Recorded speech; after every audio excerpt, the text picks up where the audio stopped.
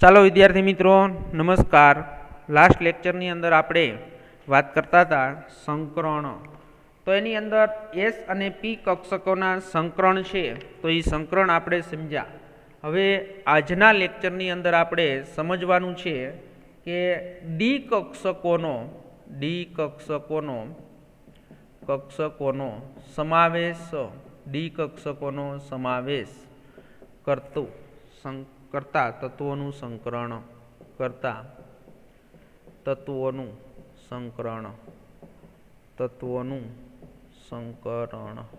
હાલો, તો વિદ્યાર્થી મિત્રો આ પણ એક મહત્વનો ટોપિક છે। તો એની અંદર આપણે ત્રીજા આવર્તના તત્વ, તો આપને ખબર જ છે કે જો બીજા આવર્તના તત્વ હોય ને, આપણે જે હમણાં બધા ઉદાહરણ ભણ્યા ને એ બીજા આવર્તના તત્વના હતા। બીજા આવર્તના તત્વો હોય, બીજા આવર્તના તત્વો, તો એમાં તમને ખબર છે કે માત્ર ને માત્ર કઈ કક્ષકો આવે? એસપી કક્ષકો જ આવે। કઈ કક્ષકો આવે? એસપી કક્ષકો આવે। પણ જ્યારે ત્રીજા આવર્તના તત્વના સંયોજનો હોય, કયા આવર્તના હોય? ત્રીજા આવર્તના। તો ત્રીજા આવર્તના છે એ ત્રીજા આવર્તના તત્વો હોય, તો એની અંદર ત્રીજા આવર્તના તત્વોમાં છે એ કઈ કક્ષકો હોય? તો કે એસપી અને ડી કક્ષકો પણ હાજર હોય। તો એની અંદર એસપી કક્ષકો ઉપરાંત ડી કક્ષકો પણ ધરાવે છે અને 3D કક્ષકોની ઉર્જા છે એ 3s અને 3p કક્ષકોની સાથે સરખાવી શકાય તેવી જ છે। એટલે એની અંદર શું કીધું? 3D કક્ષકની ઉર્જા 3s અને 3p કક્ષકોની ઉર્જા સાથે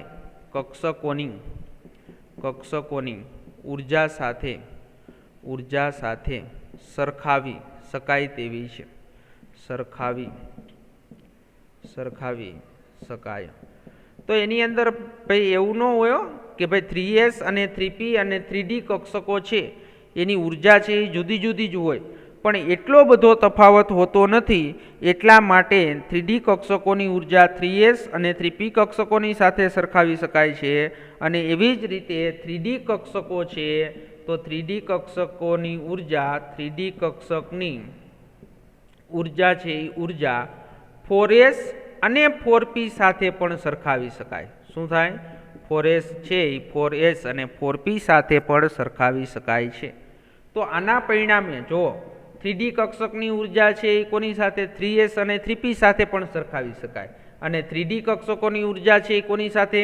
4s અને 4p સાથે પણ સરખાવી શકાય। તો એના કારણે વિદ્યાર્થી મિત્રો આના પરિણામે છે એ બે પ્રકારનું સંકરણ છે, એ બે પ્રકારનું સંકરણ થશે। તો આના પરિણામે છે એ પરિણામે બે શક્યતા આવશે। શું આવશે? બે શક્યતા। તો કઈ બે શક્યતા આવશે? તો એ બે શક્યતાની આપણે વાત કરીએ તો એની અંદર જો કે એક છે 3s 3p અને 3D સંકરણ થાય, 3s 3p અને 3D સંકરણ જોવા મળશે।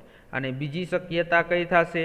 તો બીજી શક્યતા થશે કે 3D 4s અને 4p, 3D 4s અને 4p। તો આ બે શક્યતા છે એ બે શક્યતા એની અંદર જોવા મળશે। તો એની અંદર આપણે 3p અને 4s કક્ષકો વચ્ચેનો તફાવત વધારે હોય છે, તેથી 3p 3D અને 4s કક્ષકોનું સંકરણ શક્ય બને નહીં। એટલે એનો કહેવાનો મતલબ શું છે કે ભાઈ 3p અને 4s, તો અહીંયા આ 3p અને આ 4s, એટલે તમને એમ થાય કે સાહેબ આ તમે આ બે શક્યતા કરી, તો હજી એક આપણે એક ત્રીજી શક્યતા છે, તો એ ત્રીજી શક્યતા લખી શકાય કે ન લખી શકાય? કે જો 3p 3d અને 4s, તો આમ ન લખી શકાય? નહીં, કારણ કે આનું કારણ એ છે કે 3p કક્ષક છે તો એ 3p કક્ષક અને 4s કક્ષક વચ્ચેનો છે, એ કક્ષક વચ્ચેનો છે એ ઉર્જાનો તફાવત છે, એ ઉર્જાનો તફાવત વધુ હોય, ઉર્જાનો તફાવત છે તો એ સાર્થક લખ્યું છે। એટલે એનો કહેવાનો મતલબ છે કે અહીંયા ઉર્જાનો તફાવત છે એ કેવો છે? તો ઉર્જાનો તફાવત છે એ અહીંયા વધુ છે। તો ઉર્જાનો તફાવત વધુ હોવાના કારણે આ સંકરણ છે એ શક્ય બનશે નહીં, અને આની અંદર ઉર્જાનો તફાવત છે પણ એટલો બધો વધારે ન હોવાના કારણે આ બંને પ્રકારના સંકરણ છે એ સંકરણ શક્ય બનશે। તો એની અંદર વિદ્યાર્થી મિત્રો તમને જે કોષ્ટક આપ્યું છે એ કોષ્ટક અત્યારે તૈયાર કરવાનું નથી, એ કોષ્ટક છે એ 12મા ધોરણની અંદર આવશે ત્યારે હું પાછું તમને એ કોષ્ટક આખું સમજાવીશ। પણ એના જે બે ઉદાહરણો આપ્યા છે PCl5 અને SF6, તો એ બે ઉદાહરણોની આપણે ખાસ અહીંયા વાત કરવાની છે. તો એની અંદર PCl5 અને SF6 જે ઉદાહરણો છે તો એ ઉદાહરણો આપણે અહીંયા સમજીએ. હાલો, તો એની અંદર પહેલું ઉદાહરણ આપણે લેવું છે કે ભાઈ એની અંદર PCl5ની રચના. શેની રચનાની વાત કરવાની છે આપણે? PCl5ની રચના. હવે જો સંકરણ તમારે નક્કી કરવાનું છે તો એનું સંકરણ કયું છે? તો સંકરણ આપને ખબર છે કે sp3d છે. કયું છે? sp3d. પણ એ ક્યારે ખબર પડે? કે પહેલાં તમે સંકરણ નક્કી કરી નાખો પછી તમને ખબર પડે ને કે એનું સંકરણ છે એ sp3d છે.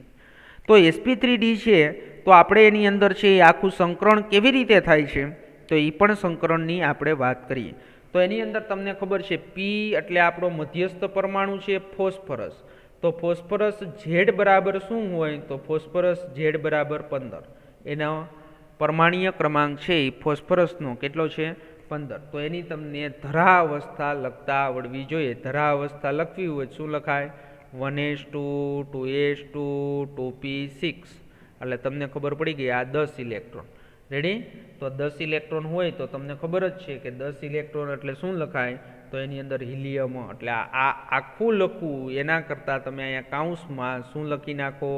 હિલિયમ. પછી કઈ કક્ષક આવે? 3s2 એટલે 12 ઇલેક્ટ્રોન થઈ ગયા અને 12 ને 3 15 એટલે 3p3. શું આવશે? 3p છે એ 3p3. અને 3d કક્ષક અહીંયા છે એ કેવી હશે? ખાલી કક્ષક હશે. કેવી કક્ષક હશે? ખાલી કક્ષક હશે. હવે તમારે ફોસ્ફરસને ઉર્જા આપી અને કઈ અવસ્થા લખવી છે? તો ઉત્તેજિત અવસ્થા લખવી છે. કઈ અવસ્થા લખવી છે? ઉત્તેજિત અવસ્થા. તો ઉત્તેજિત અવસ્થા તમારે લખવી છે તો એક ઇલેક્ટ્રોન શું કરશે? 3s નો એક ઇલેક્ટ્રોન 3d માં જશે. તો વળી પાછો તમને એક પ્રશ્ન થાય કે સાહેબ 3s માંથી 3d માં શું કા ઇલેક્ટ્રોન ગયો, 3p માં શું કા ન ગયો? એનું પણ કારણ તમને સમજાવું. હાલો, પહેલા એની હું ઉત્તેજિત અવસ્થા લખી નાખું. હિલિયમ એટલે તમને બધાને ખબર છે કેટલા ઇલેક્ટ્રોન થયા? 10 ઇલેક્ટ્રોન. હવે જુઓ આ જે કક્ષક છે એ કઈ છે? 3s કક્ષક. તો 3s કક્ષક હોય તો ત્યાં એક ઇલેક્ટ્રોન તો 3d માં જતો રહ્યો એટલે એક જ ઇલેક્ટ્રોન વધ્યો. હવેની જે આ કક્ષક છે તો એ કક્ષક કઈ છે? તો p કક્ષક છે. કઈ કક્ષક છે? 3p કક્ષક. તો 3p કક્ષકની અંદર કેટલા ઇલેક્ટ્રોન છે? 3. તો 1 2 અને 3.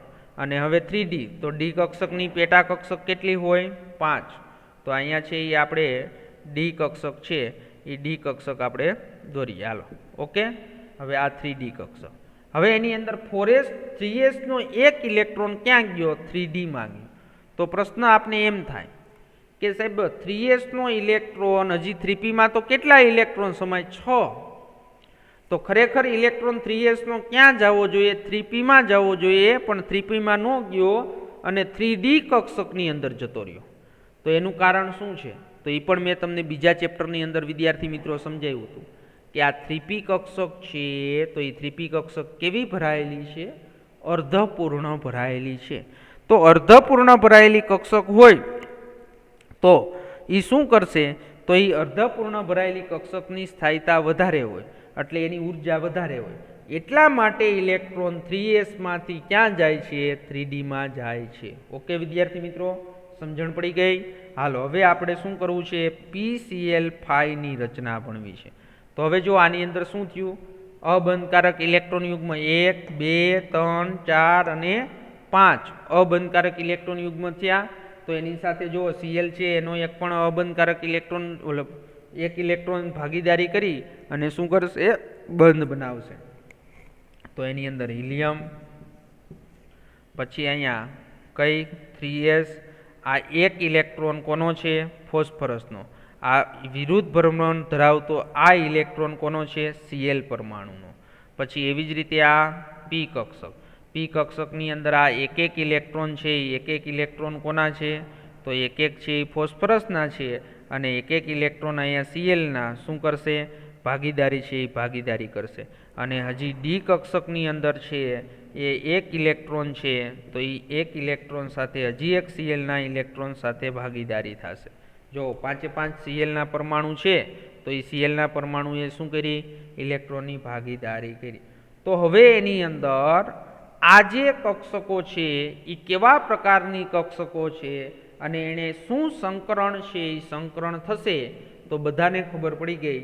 એસ પ્રકારની 1 એટલે તમારે લખવાનો એસ, પી પ્રકારની 3 એટલે આપણે લખીએ sp3 અને ડી પ્રકારની 1 એટલે ડી. તો આનું સંકરણ છે તો PCl5 નું સંકરણ શું થયું? તો PCl5 નું સંકરણ છે એ કેવું થયું? sp3d. ઓકે, આવડે બધા વિદ્યાર્થી મિત્રોને? તો PCl5 નું સંકરણ છે એ કેવું થયું? તો sp3d. અને એનો આકાર જ્યારે હંમેશા કોઈ પણ સંયોજન હોય અને એનો જ્યારે સંકરણ sp3d હોય ત્યારે એનો આકાર તમારે આખું ઈચીને લખી નાખવાનો, ત્રિકોણીય દ્વિપિરામિડલ. કેવો આકાર થશે? ત્રિકોણીય દ્વિપિરામિડલ. હાલો તો હવે એનો આકાર છે એની પણ વાત કરી દો. તો ત્રિકોણીય દ્વિપિરામિડલ થશે અને એની અંદર 5 ખૂણાઓ છે એ તરફ દિશાત્મક હશે. તો એ PCl5 ની અંદર છે એ PCl5 ના આપણે આકારની છે એ પણ વાત કરવી છે. તો એની અંદર આ ફોસ્ફરસ ત્રિકોણીય દ્વિપિરામિડલ એટલે 3 Cl છે આ એક સમતલની અંદર ત્રિકોણ આકારે ગોઠવાના.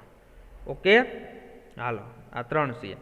હવે એક Cl છે એ સમતલની ઉપર અને એક Cl છે એ સમતલની નીચે. એટલે જો આ શું બની ગયું? ત્રિકોણ. શું બની ગયું? ત્રિકોણ બની ગયું. તો આ છે એ શું થયું? ત્રિકોણ. હવે ત્રિકોણીય દ્વિપિરામિડલ એટલે સમતલની ઉપર છે એ અહીંયા પિરામિડ બનાવશે, આ ઉપર પિરામિડ બનાવ્યું. હાલો એવી જ રીતે અહીંયા નીચે છે એ પણ શું કરશે? પિરામિડ બનાવશે. તો આ આકાર છે PCl5 નો. તો PCl5 નો આકાર શું થયો? તો PCl5 નો આકાર થશે ત્રિકોણીય દ્વિપિરામિડલ. શું થશે? ત્રિકોણીય દ્વિપિરામિડલ. ઓકે, હવે મારે થોડીક આની અંદર બંધકોણ છે એ બંધકોણની વાત કરવી છે. તો એની અંદર જે ફોસ્ફરસ છે એની જે 5 કક્ષકો હતી, કઈ 5 કક્ષકો હતી? સંકરણ કયું હતું? sp3d.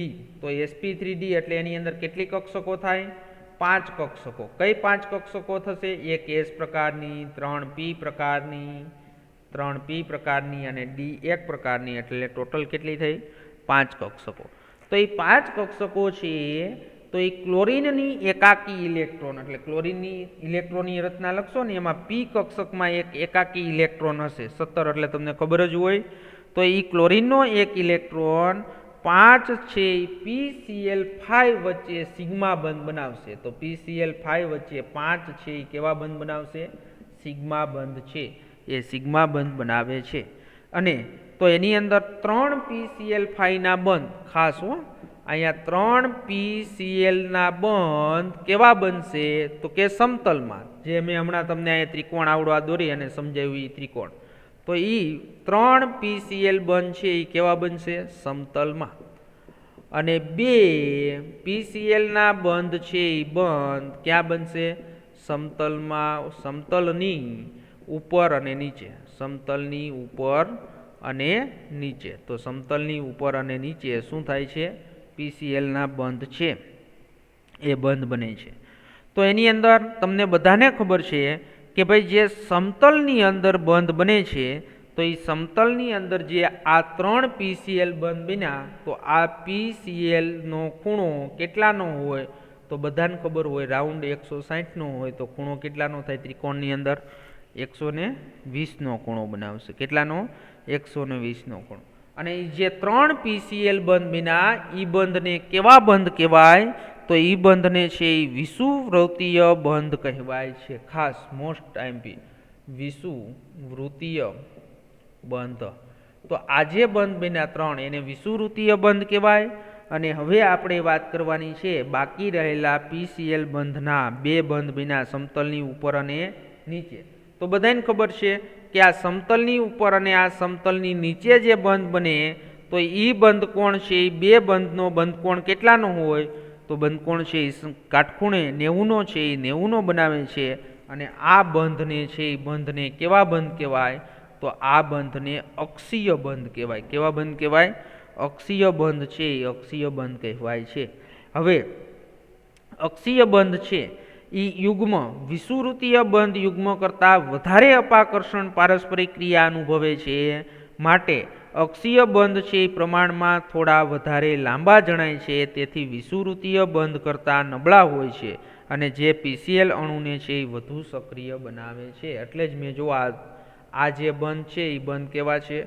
બે બંધ અક્ષીય. આ બે બંધ જે મેં ઘાટા દોર્યા એ અક્ષીય. જો આ બંધ કરતાં મેં શું કર્યા? મોટા દર્શાવ્યા. શું કા? કારણ કે અક્ષીય બંધ છે તો એ અક્ષીય બંધમાં શું થાય છે? તો અક્ષીય બંધ છે તો એની અંદર છે એ અપાકર્ષણ વધારે થાય. કેવું થાય? અપાકર્ષણ. ખૂણો નાનો થયો ને, 90 નો થયો ને ઓલામાં 120 નો ખૂણો થયો, એટલે નજીક હોય એટલે અપાકર્ષણ છે એ અપાકર્ષણ શું થાય? તો અપાકર્ષણ અક્ષીય બંધમાં છે એ અપાકર્ષણ કેવું થાય છે? વધારે થશે. તો અપાકર્ષણ છે એ વધારે થાય છે વિષુવૃત્તીય બંધ કરતાં.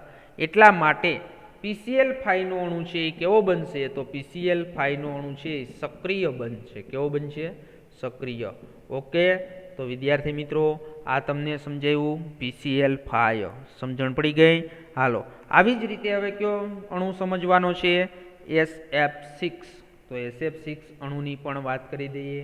તો SF6 બીજું એનું અન્ય ઉદાહરણ છે SF6. હાલો, તો બધાને ખબર છે સલ્ફર. તો સલ્ફરનો છે એ પરમાણુ ક્રમાંક કેટલો હોય? તો સલ્ફરનો પરમાણ્વીય ક્રમાંક છે E16. એટલે આપણે અહીંયા ઝેડ એની કઈ અવસ્થા લખીએ? ધરા અવસ્થા. તો ધરા અવસ્થા આપણે લખવી હોય તો તમને બધાને ખબર છે હિલિયમ. હિલિયમ એટલે શું થાય? 10 ઇલેક્ટ્રોન. હિલિયમ નહીં, સોરી, નિયોન. આગળ આપણે શું કીધું હતું? હિલિયમ કીધું હતું. હિલિયમ નહીં હો ભાઈ, અહીંયા 10 ઇલેક્ટ્રોન. હિલિયમનો તો 2 હોય, સોરી. અહીંયા નિયોન આવશે. શું આવશે? નિયોન. નિયોનનો છે એ પરમાણ્વીય ક્રમાંક કેટલો હોય? 10 હો. હાલો, આ એક સુધારો કરી નાખજો. તો આ છે એ શું છે? નિયોન. નિયોન એટલે શું થશે? 10 ઇલેક્ટ્રોન. ઓકે, નિષ્ક્રિય વાયુ. તો હવે આપણે એની અંદર વાત કરીએ. તો હવે આપણે ધરાવસ્થા લખીએ એટલે અહીંયા શું લખશું? નિયોન. તો નિયોનના કેટલા ઇલેક્ટ્રોન? 10 ઇલેક્ટ્રોન. પછી કઈ કક્ષક આવે? 3s, એમાં 2 એટલે 12. 3p6 એટલે કેટલા થયા? 12 ને 6 18 થઈ જાય ને, એટલે એની અંદર છે એ કેટલા ઇલેક્ટ્રોન હશે? 3p ની અંદર 6 નહીં, 3p ની અંદર કેટલા થાય? 4. 10 ને 2 12 ને 4 16 થઈ ગયા. અને 3d કક્ષક છે અહીંયા કેવી હશે? તો 3d કક્ષક ખાલી હશે. તો હવે જો હું અહીંયા આકૃતિ દોરી અને સમજાવું. 3s કક્ષકની અંદર કેટલા ઇલેક્ટ્રોન? 2 ઇલેક્ટ્રોન. p કક્ષકની પેટા કક્ષક કેટલી? 3. તો એની અંદર છે ઇલેક્ટ્રોન કેટલા? 1 2 3 અને 4 આવી રીતે ભરાય. તો આપણે બીજા ચેપ્ટરની અંદર ખબર છે 3d કક્ષક છે એ કેવી હોય? તો 3d કક્ષક છે એ અહીંયા ખાલી હોય. ઓકે, હાલો, હવે સલ્ફર છે એને ક્યાં લઈ જવો છે આપણે? તો અહીં Z બરાબર 16. સલ્ફરને છે એ આપણે ઉત્તેજિત અવસ્થામાં, ક્યાં? ઉત્તેજિત અવસ્થામાં. તો ઉત્તેજિત અવસ્થામાં લઈ જઈએ એટલે અહીંયા પણ શું થશે કે ભાઈ એની અંદર ઉત્તેજિત અવસ્થામાં તમે લઈ જશો એટલે એક તો 3s નો ઇલેક્ટ્રોન 3d માં જશે અને 3p નો ઇલેક્ટ્રોન છે એ પણ 3d માં જશે. તો હવે એની ઉત્તેજિત ઇલેક્ટ્રોનની રચના મારે લખવી હોય તો નિયોન, પછી શું થશે? અહીંયા 3s નો 1 ઇલેક્ટ્રોન d માં વહી ગયો એટલે અહીંયા 1 ઇલેક્ટ્રોન. પછી જો p નો 1 ઇલેક્ટ્રોન એ શું કા d માં ગયો? એનું પણ તમને કારણ ખબર હોવી જોઈએ. જો 1 ઇલેક્ટ્રોન d કક્ષકમાં ટ્રાન્સફર થઈ જાય તો આ p કક્ષક કેવી ભરાયેલી છે? અર્ધપૂર્ણ ભરાયેલી છે. એટલે અહીંયા 1, અહીંયા 2 અને અહીંયા 3. અને d કક્ષક છે તો d કક્ષકની કેટલી પેટા કક્ષક? 5. એટલે અહીંયા 1 ઇલેક્ટ્રોન અને અહીંયા 1 ઇલેક્ટ્રોન. હવે જુઓ જી, અહીંયા છે 3 ને 3 6. શું થયા? એકાકી ઇલેક્ટ્રોન થયા. તો હવે મારે SF6 છે એ દર્શાવવું હોય તો SF6 ની અંદર છે એ આપણે ફ્લોરિનનો જે એક અબંધકારક એકાકી ઇલેક્ટ્રોન હોય ત્યાં એક એક ઇલેક્ટ્રોન સાથે શું કરશે? ભાગીદારી કરશે. તો આ ઇલેક્ટ્રોન કોનો? ફ્લોરિનનો. એવી જ રીતે આ 3p કક્ષક સાથે 3 ફ્લોરિનના એક એક ઇલેક્ટ્રોન છે એ સિગ્મા બંધ બનાવશે. હાલો, તો અહીંયા પણ છે એક એક ઇલેક્ટ્રોન શું કરશે? ફ્લોરિનનો સિગ્મા બંધ બનાવશે. તો આ ફ્લોરિનનો ઇલેક્ટ્રોન અને આ ફ્લોરિનનો ઇલેક્ટ્રોન. અને એવી જ રીતે છે એ આ ડી કક્ષક છે, તો ડી કક્ષકનો એક એક ઇલેક્ટ્રોન છે એ એક એક ઇલેક્ટ્રોન શું કરશે, તો અહીંયા પણ છે એ એની સાથે સિગ્મા બંધ બનાવશે. તો હવે આની અંદર જે SF6ની અંદર છે એ કેટલી કક્ષકોએ સંકરણમાં ભાગ લીધો, તો હવે તમને બધાને ખબર છે કે આનું સંકરણ લખવું હોય તો S કક્ષક 1, P કક્ષક 3 એટલે sp3 અને D કક્ષક 2 એટલે sp3d². તો આનું સંકરણ કયું થયું, sp3d². અને sp3d² હોય ત્યારે આખું ચિહ્ન તમારે કહી દેવાનું કે એનો આકાર છે, તો એનો આકાર કેવો થાય, તો એનો આકાર છે એ અષ્ટફલકીય. કેવો આકાર હોય એનો, અષ્ટફલકીય આકાર હોય. ઓકે, હાલો તો એના છે એ પણ આકારની વાત કરી દઈએ. તો એની અંદર આપણે આકાર સમજીએ. તો આ સલ્ફર, તો સલ્ફર સાથે છે એ અષ્ટફલકીય એટલે 4 ફ્લોરિન છે એ એક જ સમતલમાં છે એ સમતલમાં બંધ બનાવશે. ઓકે, હાલો એટલે આ એક જ સમતલની અંદર છે એને 4 બંધ બનાવ્યા. હવે છે એ 5મો બંધ સમતલની ઉપર અને એક સમતલની નીચે બંધ બનાવશે. હવે એની અંદર જુઓ તમે આ બધા જ ફ્લોરિનને છે અહીં આપણે જોડી દઈએ તો આ જે આકાર છે એ આકાર કેવો થઈ જાય, અષ્ટફલકીય. તો આ આકાર છે એ આકાર કેવો થાય, અષ્ટફલકીય. ઓકે, હાલો તો એની અંદર છે એ બધાને ખબર જ હોય જે આ બંધ કોણ હોય કાટખૂણે સમતલની ઉપર અને સમતલની નીચે કેટલાનો હોય, 90નો. અને આ બંધ કોણ છે એ પણ કેટલાનો થાય, બધા 90નો છે એ 90નો બંધ કોણ થાય. ઓકે, હાલો તો વિદ્યાર્થી મિત્રો આપણે ડી કક્ષકનો સમાવેશ કરતું સંકરણ છે એ સંકરણની પણ વાત કરી.